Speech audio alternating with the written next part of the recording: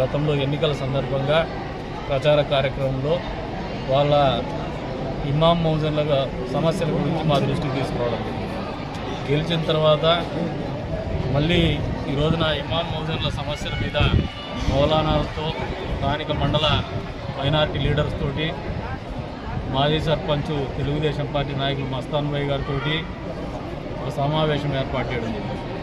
వారి సమస్యలు అంతే ఉన్నాయి. ఏవైతే గౌరవ వేతనం సకాలంలో అందడం లేదని, అదేవిధంగా కొన్ని ప్రాంతాల్లో ఈద్గా కాంపౌండ్ వాల్ లేదని, శ్మశాన వాటికలు లేవని, ఇమాం మౌజన్లకు గృహాలు లేవని, నివాస గృహాలు, వీటన్నిటికి కూడా గతంలో ఎన్నికల ముందు చంద్రబాబు నాయుడు గారు కదిరి ప్రచార కార్యక్రమంలో భాగంగా ఏదైతే మాట ఇచ్చున్నామో దాన్ని ఒక పైలట్ ప్రాజెక్ట్ కింద కదిరిలో అమలు చేస్తామన్నాము.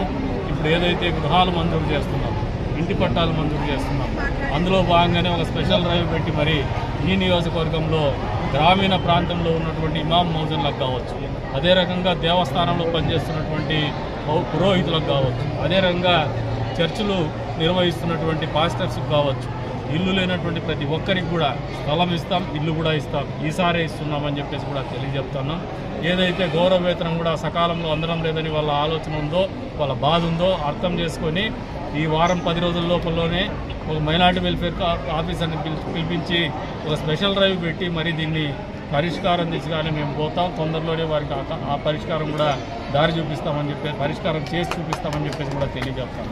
అంతేకాకుండా ఒక షాదీ మహల్ కోసం డిమాండ్. గతంలో మేము ఎన్నికల ప్రచార సమయంలో కూడా మా ఆలోచన స్పష్టంగా ఉంది.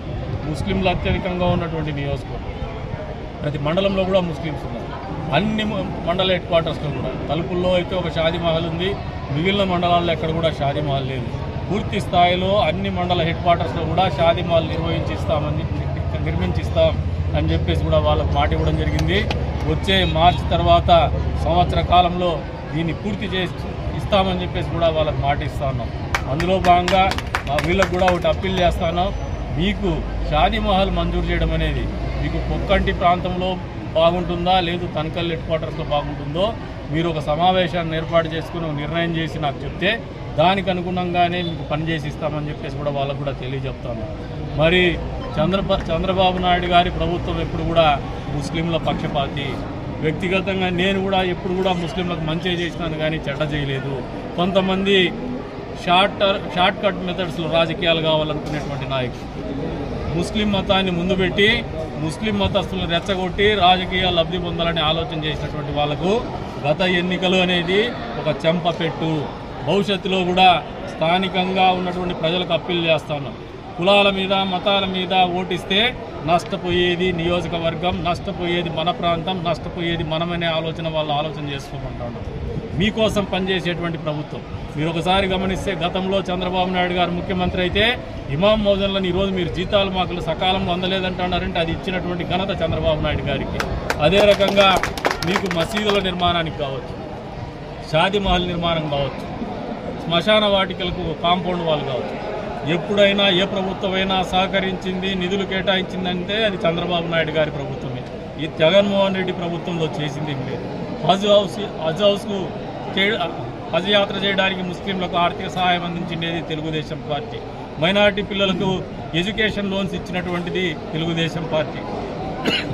ముస్లిం మైనారిటీ కుటుంబాల్లో ఉన్నటువంటి పేద అమ్మాయిలు పెళ్లి చేసుకోవాలంటే దుల్హన్ పథకాన్ని ప్రకటించి అమలు చేసిండేది చంద్రబాబు నాయుడు గారి పార్టీ.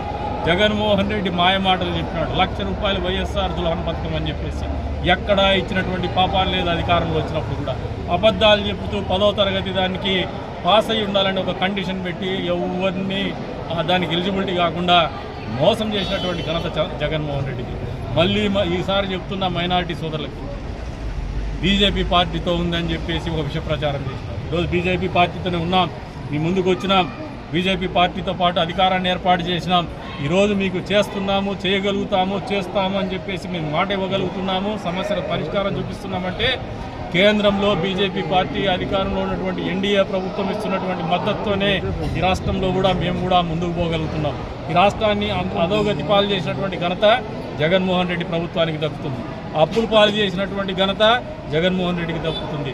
అభివృద్ధిని కుంటుపడినటువంటి పరిస్థితులు నెట్టేసినటువంటి ఘనత జగన్మోహన్ రెడ్డికి దక్కుతుంది.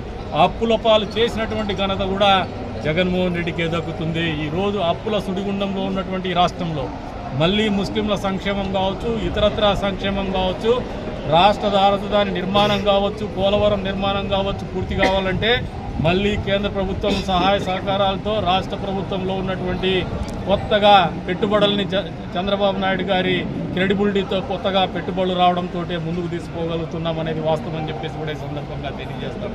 కాబట్టి ఎన్నికల్లో ఓట్లు వేసేటప్పుడు మిమ్మల్ని రెచ్చగొడితే రెచ్చిపోతా ఉన్నారు, ట్రాప్ వేస్తే పడిపోతా ఉన్నారు.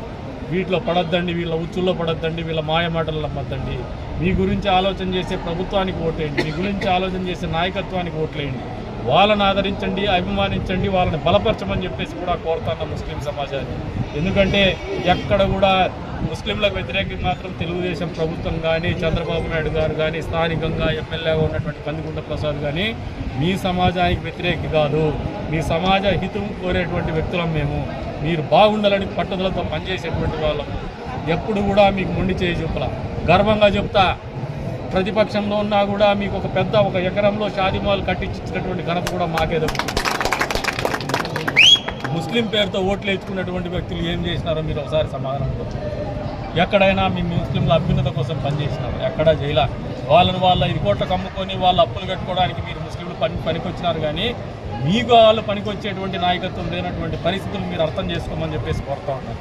ఈరోజు కూడా మీరు అర్థం చేసుకోవాల్సింది ఒకటే, వాళ్ళ అవసరాలు గడుపుకునేటువంటి ముస్లింల కంటే మనసున్నటువంటి మనుషుల్ని ముస్లింలుగా మీరు ఆదరించమని చెప్పేసి ముస్లిం సమాజానికి కూడా మేము కోరుకుంటున్నాము. మీ మంచి కోరేటువంటి నాయకులుగానే మేము ఉంటాం. 50 మంది ఏ కులానికి మతానికి పరిమితం